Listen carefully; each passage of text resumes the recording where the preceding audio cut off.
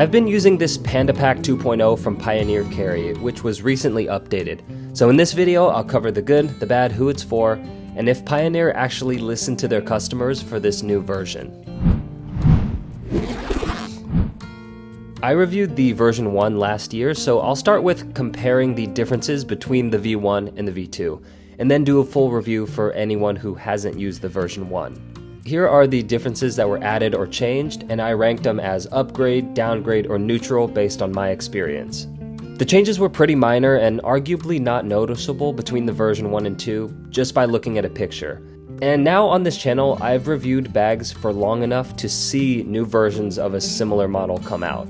And it's interesting watching companies' strategies at rolling out these different upgrades. So larger companies like Patagonia, Osprey, or Air sometimes release complete redesigns under the same name, like the MLC line or Farpoint series. Other companies keep the overall look, but redesign certain parts of the pack, like Cotopaxi's Alpha series and Simple's commuter packs are examples of this. And finally, there are companies like Pioneer Carry, Lander, and Exter, which make smaller quality of life improvements with no major changes to the overall design. And I'll start with the best part of this upgrade. They added this forest green color. Pioneer's 3 backpacks only came in black outside of some limited edition camo colors, and this green is absolutely beautiful, not only in the material color, but also because there's black zippers, which I kind of hope they put on the black color because I'm not really a huge fan of the silver zippers. And the inside is a tan 3XD material, which makes the bag even better against that green. But Pioneer, if you're watching, there's no pictures of the tan material on your website, so I didn't even know it was tan until I got it. So I think that's something you gotta show. Functionally, they added a laptop false bottom, more zippers, and padding, all of which I pointed out as weaknesses in the previous pack, especially the false bottom. That was just unacceptable in any bag at any price nowadays, so it's nice to have a false bottom in this version 2.0. More padding on these shoulder straps is an upgrade on paper, but I ranked it as neutral because the extra padding didn't really make the straps noticeably more comfortable. I still think the straps can be improved a bit because the foam is just really dense and stiff, and it just takes a while to even break in a little bit. They changed the front pocket shape slightly to be more angled and less rounded, and I called it a downgrade. Not really sure why Pioneer made this change. It doesn't look any better, but now the zipper motion doesn't feel quite as smooth because you're rounding or you're going around these corners. But the main reason for downgrade is now it doesn't match the global pouch anymore. Like, I've had this one for a few years, and actually it's the same color as the inside of the bag, but the Panda Pack version 1.0 used to match that rounded shape of these pouches so that the pockets felt perfectly designed to fit the global pouch. But in this 2.0, it still fits well, especially if you tuck it under this flap, but just plopping the pouch in and closing the pocket gets caught in this corner a little bit because of the zipper shape, and that was kind of a bummer. A very requested update is now the side pockets are taller. And that was definitely a gripe I had on the previous versions, but now the pocket is a little better. 32-ounce bottles could always fit inside in both versions, and they still can't be fully zipped. But on this version 2, I felt comfortable leaving the pocket open with the bottle in because the bottle no longer felt like it would fall out like it did on the version 1. And lastly, a few things they didn't change. Sadly, there is still no sternum strap, which is just going to turn people off. That's an interesting choice by Pioneer. 1, because it's marketed as a travel bag on the website, and 2, because it was a requested feature if you read the comments on the V1 reviews. But on a positive note, they didn't change the price. Thank God, because it's expensive as it is. Overall, I like the changes Pioneer made. They're pretty much all upgrades, yet very minor quality of life stuff. Pioneer played it pretty safe, and I'm okay with that. Smaller companies just don't have the resources to redesign packs every few years. But on the plus side, it allows for more time to refine and focus on one model.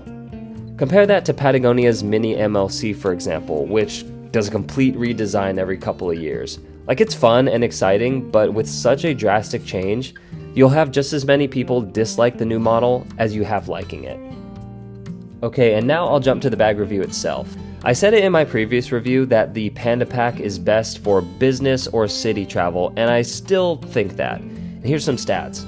At 25 liters and 2.7 pounds, it was a pretty versatile size as a carry-on and an everyday pack. The looks and the vibe to me said business or city travel, especially in the black color, so that's what I used it for. And the pack would hold up outdoors. I'm just very salty they didn't have a chest strap. Starting with the exterior, I loved the looks and materials, but I wanted to improve the shoulder straps. Here's a hot take. After trying over 100 bags on this channel, I think Pioneer's material is probably my favorite. Their wallets and pouches use a custom material called 3XD or 10XD, and their backpacks use a custom material called Mandarin 840. It's basically a nicer variant of the traditional ballistic nylon. It's tough to explain without feeling the quality in hand, but yeah, it feels strong and abrasion resistant because of that ballistic nylon weave pattern. But this version is softer and smoother, maybe is the word. Ballistic nylon's really popular because of all those technical features, but also because it looks classy enough to use in an office or around the city or outdoors. There's small branding on the side with a removable luggage tag and handle cover. Oversized YKK zippers that are lockable, and matte black on this green color only. In my review of the version 1, I said I didn't like that there were no AquaGuard zippers, but I've changed my stance on sealed zippers in general. Unless you're taking the pack in a very rainy area, I think non-sealed zippers are better. They're smoother to open, and there's no risk of peeling over time. Though the laptop compartment probably should have had sealed zippers. The bag stands on its own, even with a laptop inside, very handy. And the sides each have a zip pocket that was great for cables and chargers and for water bottles, now that this version 2 made them taller.